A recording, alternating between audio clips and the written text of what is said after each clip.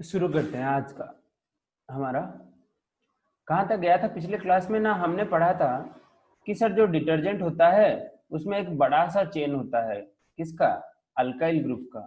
और आखिर में कौन लगा होता है ना? एसिड का, COO माइनस। और उसके साथ कोई भी एक मेटल होता है, सोडियम प्लस हो और पोटासियम प्लस हो, इसके नेगेटिव चार्ज को बैलेंस करने के लिए।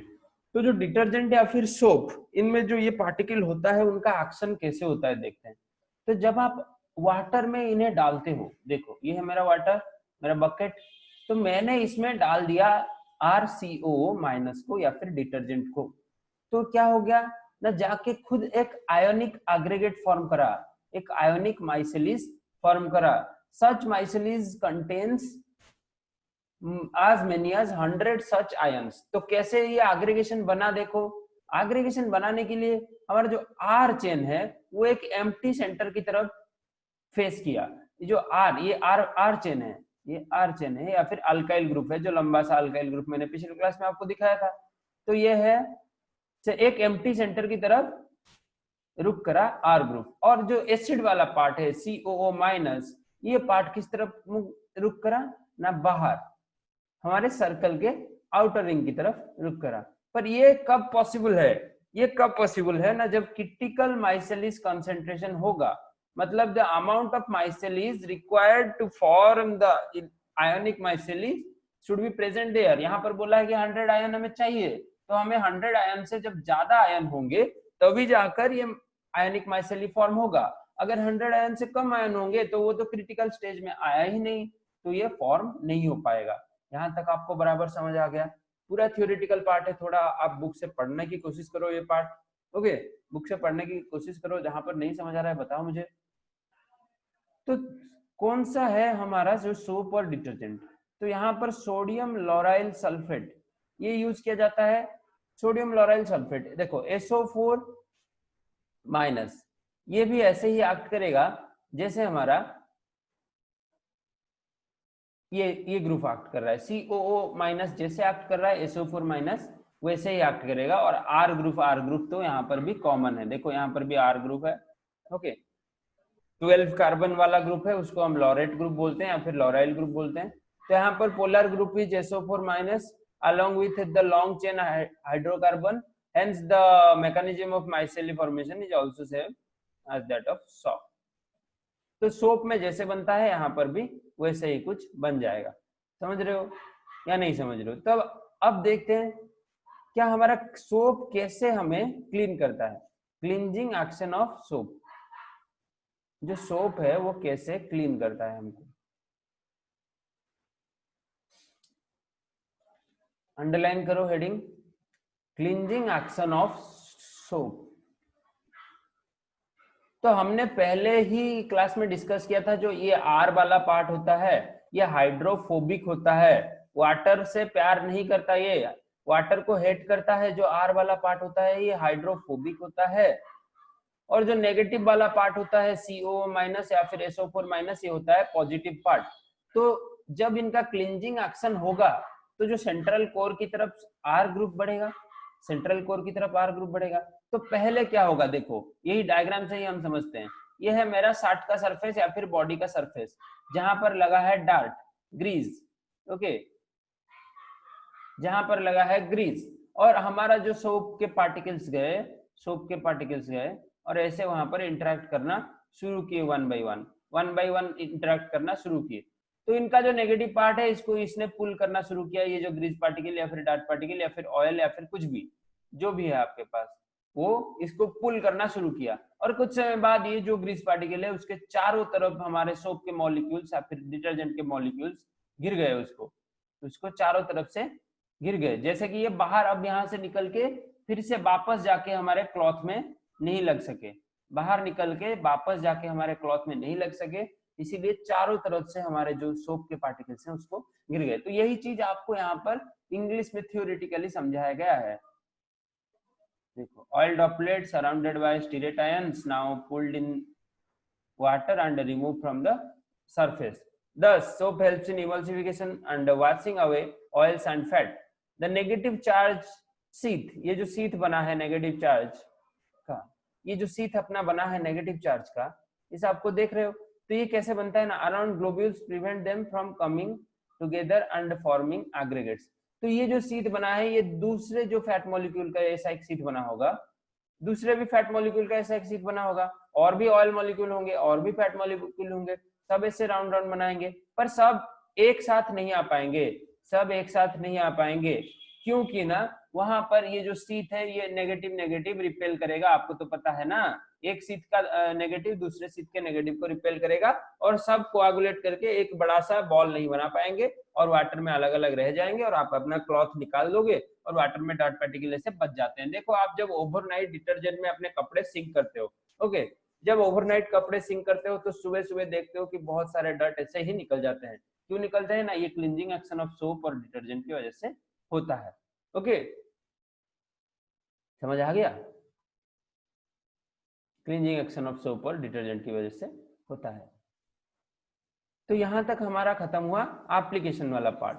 अब हम देखेंगे प्रिपरेशन कैसे हम करते हैं, प्रिपरेशन कैसे हम करते हैं कॉलर्स। सर हाँ बेटा, सर आउथर टिकेट बुझेबे हाँ क्लींजिंग एक्शन ऑफ सोप आउथर बुझेबे साउंड सुनी सर आउथर बुझेबे एटा टिके ओ साउंड आछि तो हाँ हाँ साउंड आछि साउंड आछि ओके ये क्लींजिंग एक्शन नु ना या ऊपर ना ना क्लींजिंग एक्शन ओके तो आमे डायग्राम रू बुझिया को चेष्टा करिवा, थ्योरी तो निजे पढिबो। ओके देखो एटा हला गोटे क्लॉथ रो सरफेस जोटी लागि छि ऑयल की फैट की ग्रीस, ऑयल की फैट की ग्रीस गोटे क्लॉथ रो सरफेस ऊपर लागि छि, तो सेठी अटैक कले को माने ना हमरो सोप रो आयन माने नेगेटिव पार्ट अटैक कला और पॉजिटिव पार्ट रो ठीक काम नै मा, ये जो पॉजिटिव पार्ट नै Na+ K+ तार किछि काम नै, सी सेमति वाटर रे रहि जिवो।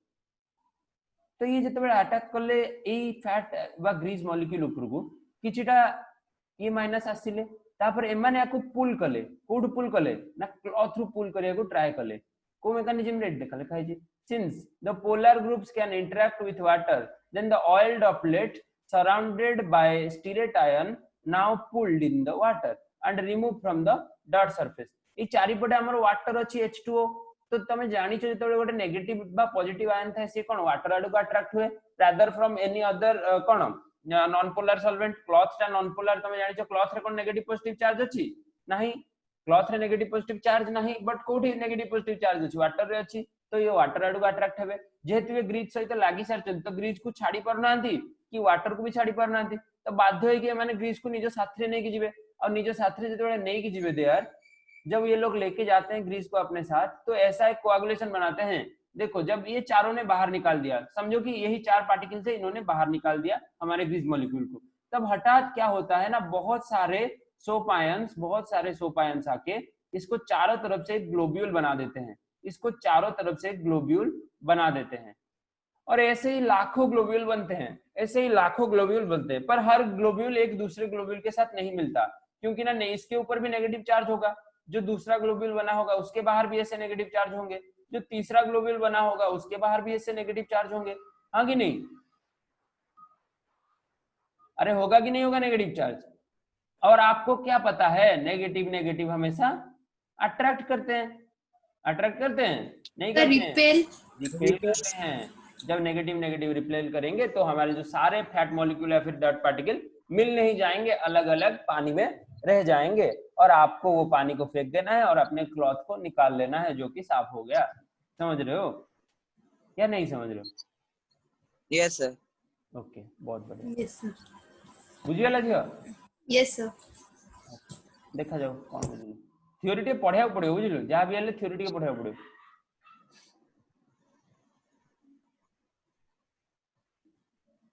एबे हेडिंग डालो, एटा कॉपी रे टिके लिखि दियो टिके टिके ए पॉइंट गुडा हैला, cleaning action of soap important but तमे सेटा बुक रू भी बुझी परियो, बट ए पॉइंट गुडा कॉपी रे लिखि दियो। Preparation of colloids, preparation of colloids में पहले हमारा था केमिकल मेथड, उसके बाद था बेनेडिक्ट आर्क मेथड, हाँ इलेक्ट्रिकल डिसइंटीग्रेशन मेथड व बेनेडिक्ट आर्क मेथड, और उसके बाद और एक रिएक्शन प्रोसेस था, क्या था उससे देख लेते हैं, मैं भूल गया।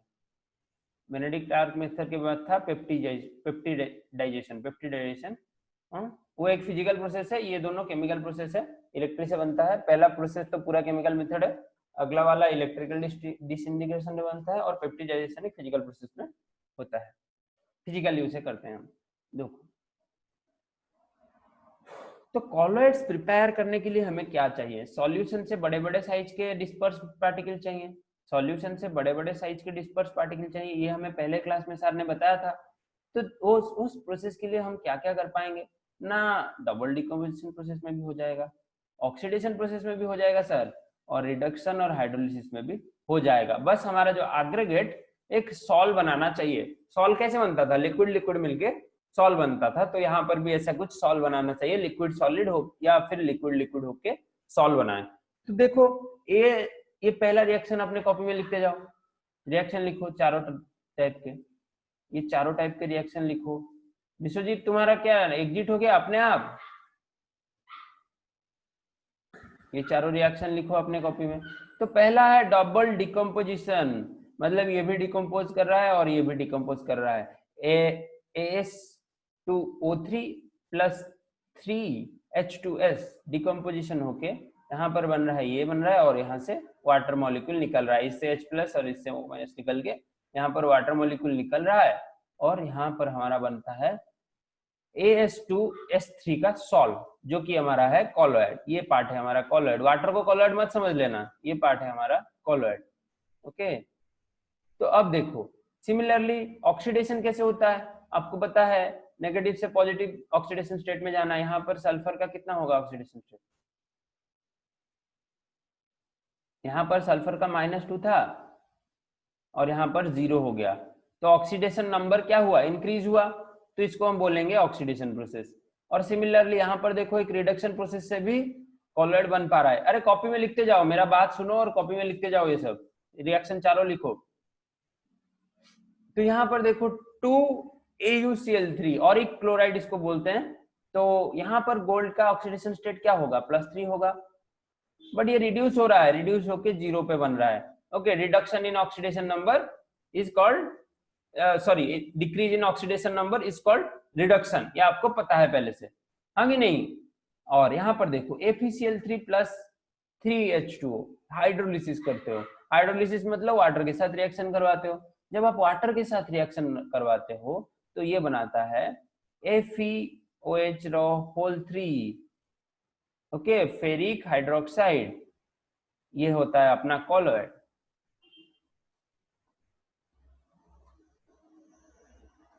और बाकी हमारा बाई प्रोडक्ट में निकल जाता है 3HCl। तो ये लिख लो, फिर हम चलेंगे बेनेडिक्ट आर्क मेथड में कैसे क्या काम होता है उसको देखेंगे। Important question exam point of view से बेनेडिक्ट क्या ब्रेडिक्स आर्क मेथड हर बार आता है, बहुत बार आता है एग्जाम में, और उसके बाद पेप्टिडाइजेशन प्रोसेस भी बहुत बार आता है।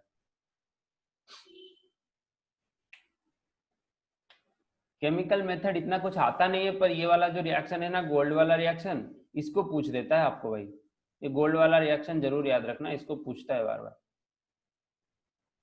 और ये एक रिडक्शन प्रोसेस है, यहाँ पर +3 था गोल्ड पहले और यहाँ पर 0 बन रहा है। आपको तो पता है ना, न्यूट्रल एटम होगा तो 0 स्टेट होगा, अगर कहीं पर बॉन्डेड है तो वहां पर जाके ऑक्सीडेशन स्टेट आएगा, अगर नेगेटिव पार्टिकल के साथ बॉन्डेड है तो खुद के ऊपर पॉजिटिव आएगा, अगर पॉजिटिव पार्टिकल H+ के साथ बॉन्डेड है तो खुद के ऊपर नेगेटिव आएगा, ये आपको पता है।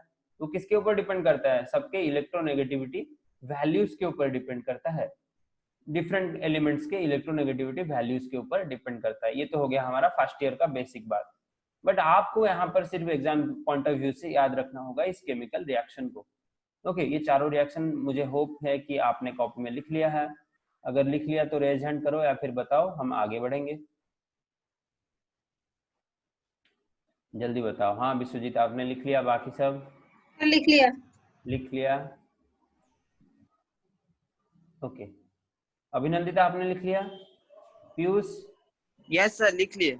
Yes sir. ओम अभिज्ञान अच्छा तुम्हें लिखा लिखो खातर लिखा बस किसी को।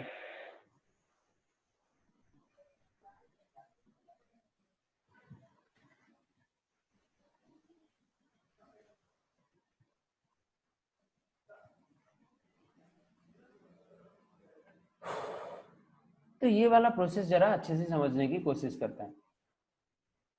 इलेक्ट्रिकल डिसइंटीग्रेशन और ब्रेडिक्स आर्क मेथड। तो डिसइंटीग्रेशन का मतलब आपको क्या पता चल रहा है? क्या पता चल रहा है? किसी भी बड़े पार्टिकल्स को हमको तोड़ना होगा तभी जाके डिसइंटीग्रेशन होता है। तो this process involves dispersion as well as condensation. पहले ये तोड़ता है, डिस्पर्स करता है, फिर उसके बाद कंडेंस करता है। And colloidal salts such as gold, silver and platinum etc can be prepared by this method। तो इस मेथड को लिए मतलब कौन से मेटल होंगे ना, जो हाई कॉस्टली मेटल है, इनको हम पीरियोडिक टेबल में और एक नाम देते हैं। तो गोल्ड, सिल्वर एजी, एटी नहीं एजी, और प्लैटिनम पीटी, ये तीनों ही इस प्रोसेस से बना जा सकते हैं। तो कैसे बनाएंगे, हमें पहले क्या करना है ना, electric arc is struck between the electrodes of metal immersed in the dispersion medium and intense heat produced vaporized metal। तो मेटल को भी वेपोराइज कर सकता है, इतना हीट होता है यहाँ पर, which then condenses to form particles of colloidal size। देखो भाई, मेटल तो बड़े बड़े साइज का फॉर्म में आता है हमें, जो कि कॉलॉइड तो नहीं बोल सकते हम। तो हम क्या करते हैं, नीचे आइस बात रखते हैं। अभी आइस बात का यूज नहीं हुआ है, देखो नीचे आइस बात रखे हैं, पर अभी आइस बात का यूज नहीं हुआ है। तो पहले हमें क्या करना है, पहले हमें क्या करना है ना, इलेक्ट्रोलाइट देना है, इलेक्ट्रोड देना है, और हाई वोल्टेज दे देना है यहाँ पर। जब हाई वोल्टेज देंगे तो वाटर वेपर होना शुरू करेगा, और यहाँ पर जो हमारा सॉल्व होगा डिस्पर्स्ड फेज में, जो हमने मेटल रखा होगा वो भी वेपराइज होगा।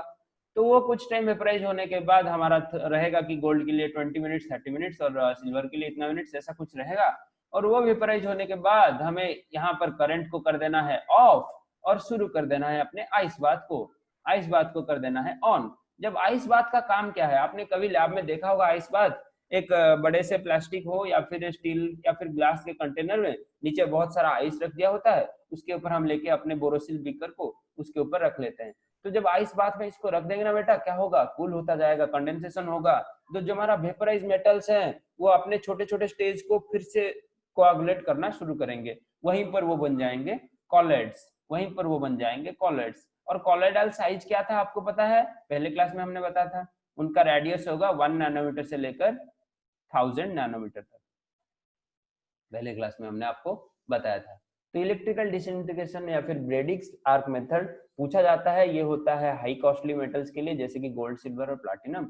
और यहाँ पर उनको कॉलॉइडल साइज बनाने के लिए हमें करंट का सहारा लेना पड़ता है, हमें करंट का सहारा लेना पड़ता है, क्योंकि ना हम नॉर्मल ये जो हीट से या फिर क्या है हमारे लैब में, बर्नर से हम मेटल को वेपराइज नहीं कर पाएंगे।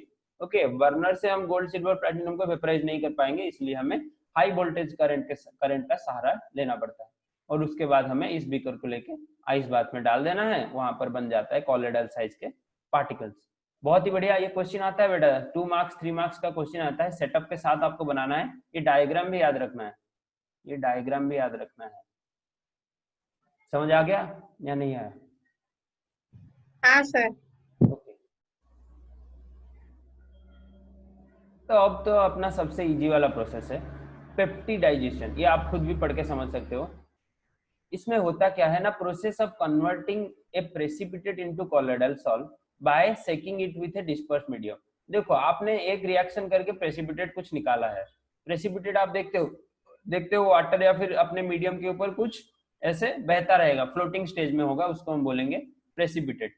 तो जब प्रेसिपिटेट को आप किसी दूसरे डिस्पर्सन मीडियम या फिर आपका जो भी सुटेबल डिस्पर्सन मीडियम है उस पर सेक करते हो और कुछ स्मॉल अमाउंट ऑफ इलेक्ट्रोलाइट लेते हो जो उनको डिसॉल्व करने में हेल्प करेगा, कुछ स्मॉल अमाउंट ऑफ इलेक्ट्रोलाइट लेते हो जो उनको डिसॉल्व करने में हेल्प करेगा, उसको बोलते हैं हम पेप्टिजिंग एजेंट। ओके, जो भी बोलते हैं पेप्टिजिंग एजेंट।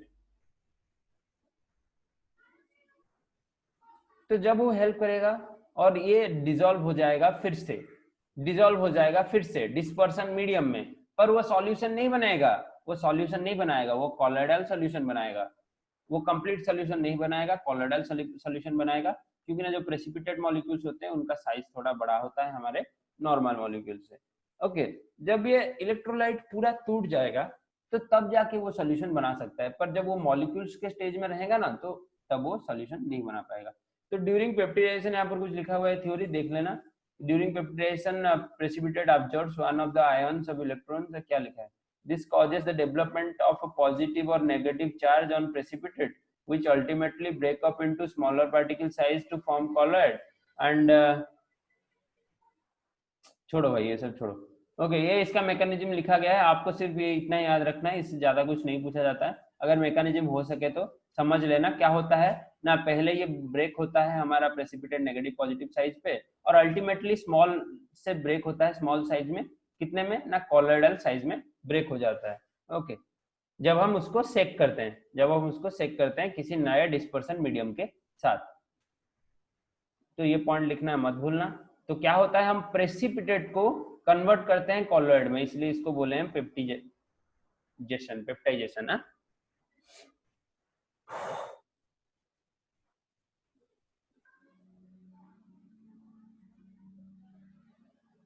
तो इसके बारे में जितना आपको समझ आया, या फिर ये पहला जो डेफिनेशन हो उसको लिख लो।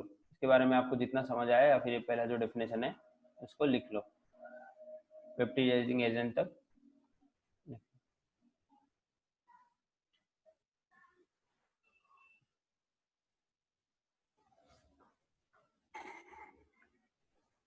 तो आगे हम डिस्कस करेंगे प्यूरिफिकेशन ऑफ कॉलोइडल सॉल्यूशन। देखो, जहां पर भी सॉल्यूशन बनता है वहां पर डर्ट होता है, वहां पर कोई इंप्यूरिटीज होता है, सॉल्युबल इंप्यूरिटीज हो सकता है, इनसॉल्युबल इंप्यूरिटीज हो सकता है। ओके, इनसॉल्युबल इंप्यूरिटीज तो हम निकाल सकते हैं आसानी से, फिल्ट्रेशन के बाद अल्ट्रा फिल्ट्रेशन करना पड़ेगा, उससे निकल जाता है। बट जो सॉल्युबल इंप्यूरिटीज है उनको निकालने के लिए हमें कुछ केमिकल रिएक्शन का सहारा लेना पड़ता है। तो देखते हैं कैसे क्या हम करते हैं, देखते हैं कैसे क्या हम करते हैं प्यूरिफिकेशन। तो पेप्टिडाइजेशन, होप कि आप सबने पेप्टिडाइजेशन का डेफिनेशन लिख लिया। मुझे तो किसी ने अपना नोट नहीं भेजा, मैंने बोला था पीडीएफ फॉर्मेट में सबको भेजने के लिए। आप सब पूरा मतलब अभी क्या लिख नहीं रहे हो शायद, या फिर टाइम नहीं हो रहा है आपको पीडीएफ बना के भेजने के लिए। नोट्स भेज दो भाई। कितना पेज होगा सरफेस केमिस्ट्री का? 10 से 15 पेज होगा। मैं देखना चाहता हूँ आप लोग कैसे लिख रहे हो ऑनलाइन क्लास में, सही लिख रहे हो या फिर गलत कर रहे हो, पूरा मेहनत बेकार कर रहे हो, वही देखना चाहता हूँ। ओके,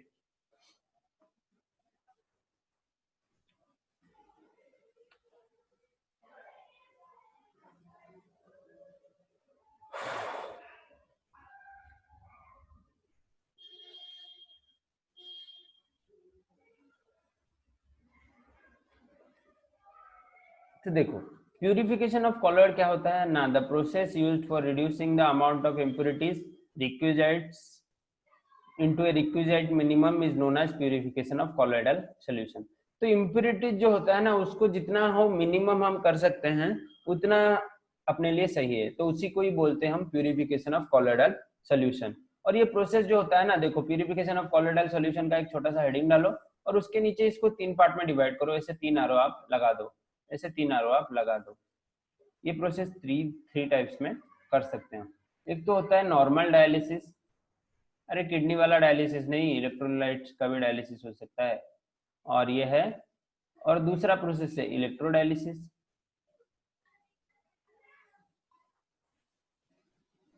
जो भी लिख लेना स्पेलिंग सही से। उसके बाद अल्ट्रा फिल्ट्रेशन, किडनी वाला अल्ट्रा फिल्ट्रेशन नहीं, यहाँ पर भी अल्ट्रा फिल्ट्रेशन हो सकता है, अल्ट्रा फिल्ट्रेशन। ओके, तो 1 बाय 1 हम तीनों पॉइंट को डिस्कस करेंगे। डायलिसिस सबसे मतलब पुराना हुआ था, उसके बाद इलेक्ट्रोडायलिसिस आया, और अल्ट्रा फिल्ट्रेशन तो हम करते हैं, कैसे करते हैं ना, filter paper, normal filter paper से तो ये नहीं होगा, तो पहले हमें नॉर्मल फिल्टर पेपर को अल्ट्रा फिल्टर पेपर में कन्वर्ट करना है, और उसके बाद उसको कर देना है फिल्टर। सिंपली अपने जो कॉलोइडल सॉल्यूशन को, फिल्टर पेपर को ऐसे रोल करके रखना है और उसके अंदर कॉलोइडल सॉल्यूशन को डाल देना है, वो फिल्टर हो जाएगा। समझ रहे हो? फिल्टर पेपर रोल करना तो आपको सिखाया गया होगा लैब में, देखते हैं।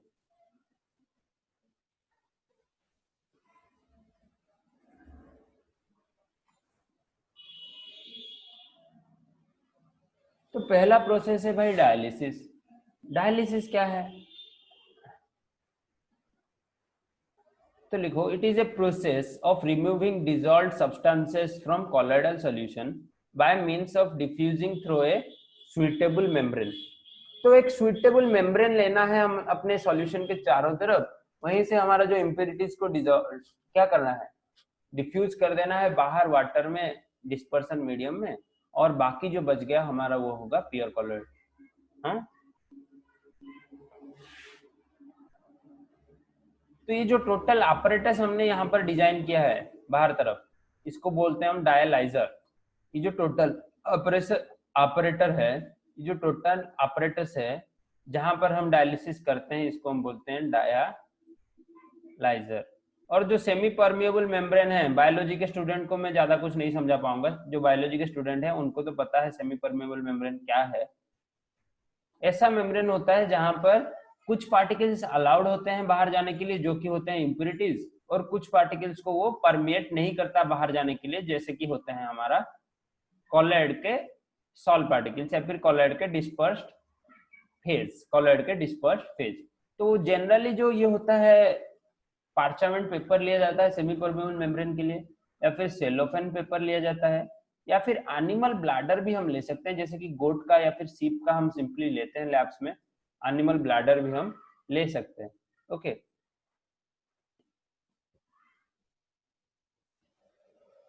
तो ये जो टोटल प्रोसेस को हम डायलाइजर बोलते हैं। और डायलिसिस कैसे होगा ना, यहाँ पर जो इम्प्यूरिटीज पार्टिकल है ये सेमी परमेबल मेम्ब्रेन के थ्रू चला जाएगा वाटर के लिए, वाटर के अंदर, और ये जो वाटर है यहाँ पर बाहर ड्रेन हो जाएगा।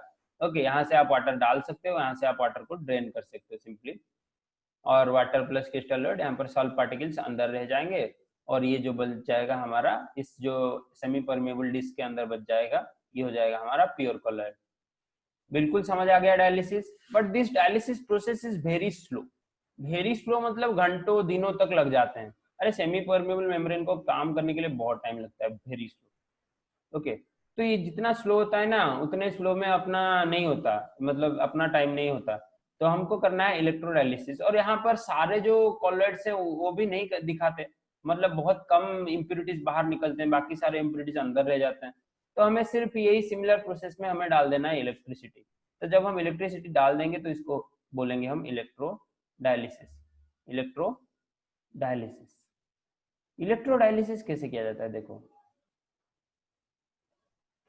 तो यहाँ पर क्या बताया गया है ना, dialysis process is quite slow, तो हमें इसे फास्ट करने के लिए बोथ साइड में इलेक्ट्रिसिटी अप्लाई कर देना है। जब हम यहाँ पर एनोड लगा देंगे पॉजिटिव और कैथोड लगा देंगे नेगेटिव, और इलेक्ट्रोलाइट डाल देंगे वाटर में, इलेक्ट्रिसिटी अप्लाई करने के लिए इलेक्ट्रोलाइट डालना होगा वाटर में, तब जल्दी से हमारे जो ये है, जल्दी से हमारा जो इम्प्यूरिटीज है वो बाहर निकल जाएगा सेमी परमेबल मेम्ब्रेन थ्रू में, क्योंकि ना हमने प्रोसेस को फास्ट करवा दिया करंट डाल के।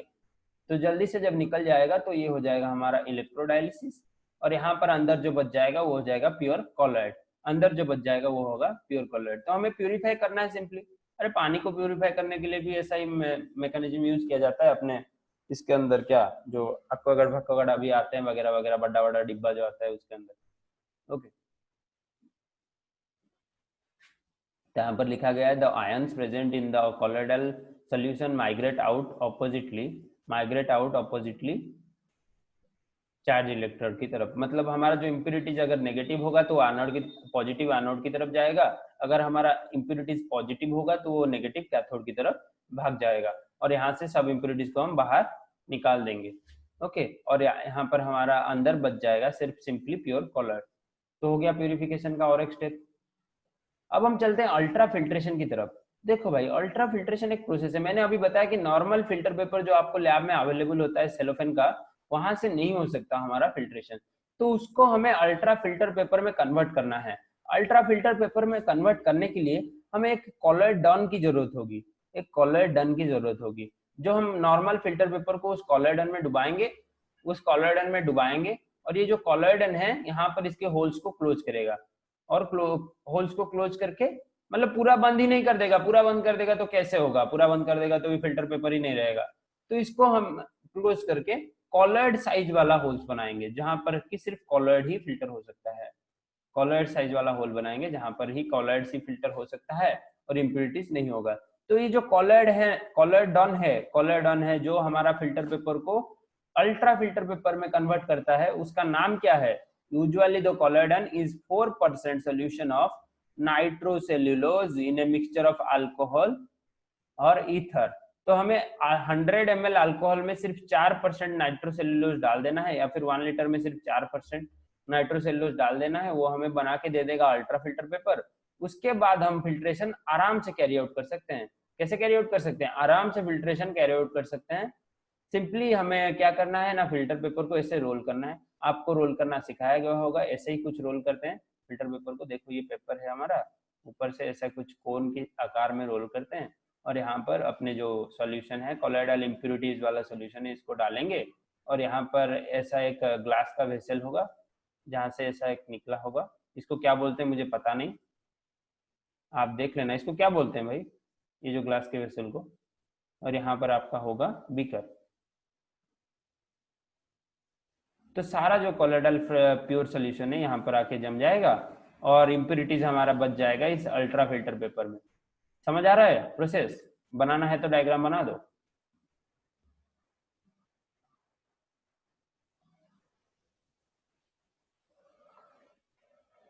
तो थोड़ा इस पार्ट की थ्योरी को बार बार पढ़ना होगा आपको, क्योंकि ना थ्योरेटिकल पार्ट है, आप बार बार भूल जाओगे। ऐसा नहीं कि एक ही बार में याद रह जाएगा, समझ रहे हो? एक ही बार में अगर याद रह गया तो बहुत बढ़िया, अगर भूल रहे हो तो एक दो बार और एक बार पढ़ना होगा आपको।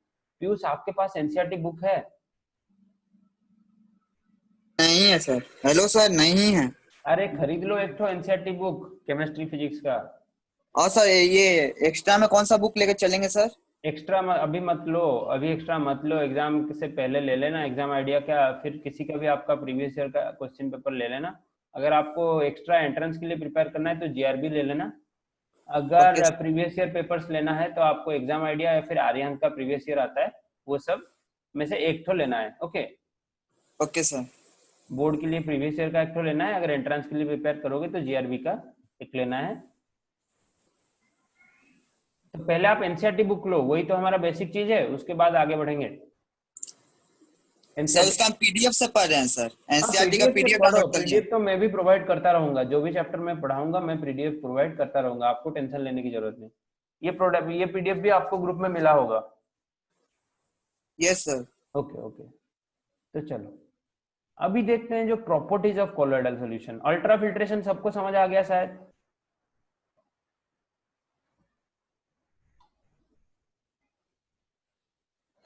तो ये जो प्रॉपर्टीज ऑफ कोलोइडल सॉल्यूशन वाला पार्ट है, इसमें हमने क्या क्या प्रॉपर्टी पढ़ना है। हेडिंग डालो, एक छोटा सा हेडिंग डालो साइड में, प्रॉपर्टीज ऑफ कोलोइडल सॉल्यूशन। तो इसमें पहला प्रॉपर्टी हमें पढ़ना है कॉलिगेटिव प्रॉपर्टीज, जो हमने सॉल्यूशन चैप्टर में भी पढ़ा था शायद। क्या पढ़ा था?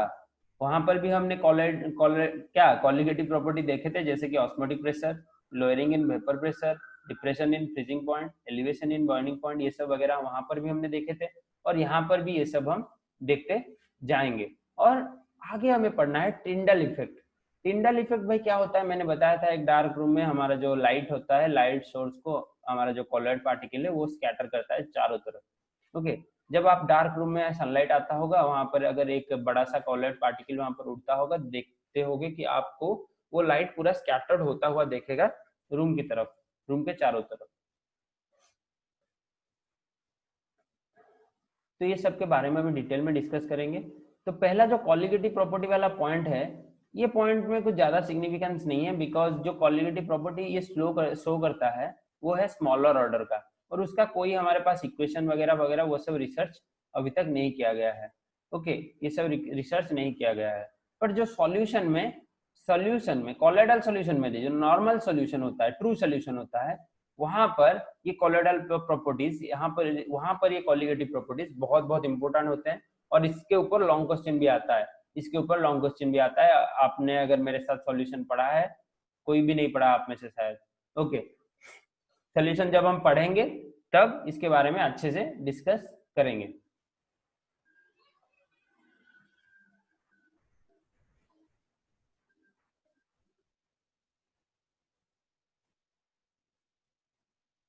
Tyndall effect, colour, Brownian moment, और ये पांचवा पॉइंट क्या है? Charge on colloidal particles.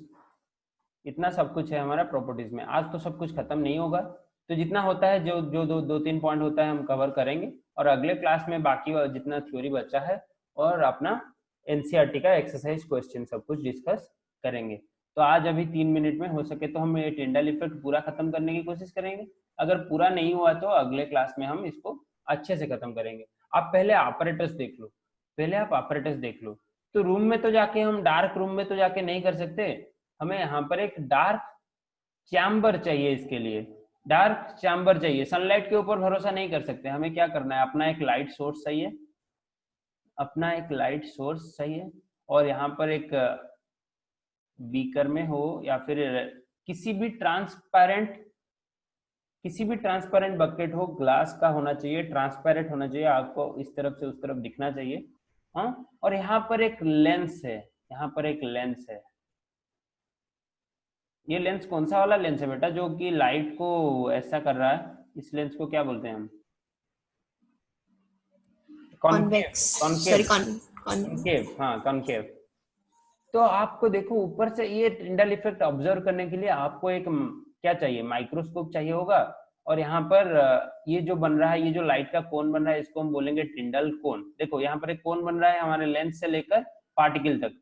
अरे बहुत सारे पार्टिकल होंगे, पर मैंने एक ही पार्टिकल को कंसिडर किया है। आप बोलोगे सर सॉल्यूशन में क्या ये पहला पार्टिकल था? नहीं था, यहाँ पर भी एक पार्टिकल होगा, यहाँ पर भी टिंडल इफेक्ट दिखाएगा, यहाँ पर भी होगा, यहाँ पर भी दिखाएगा, यहाँ पर भी होगा, यहाँ पर भी दिखाएगा।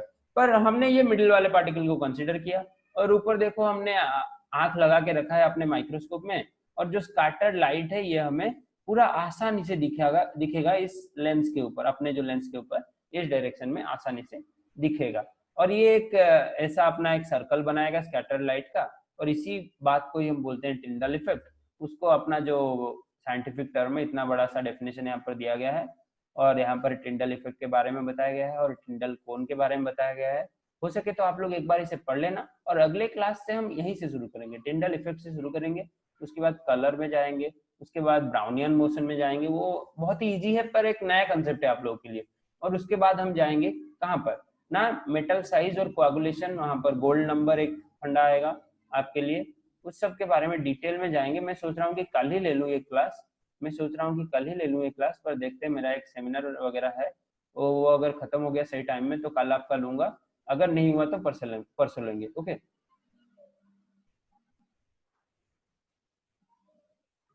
ओके।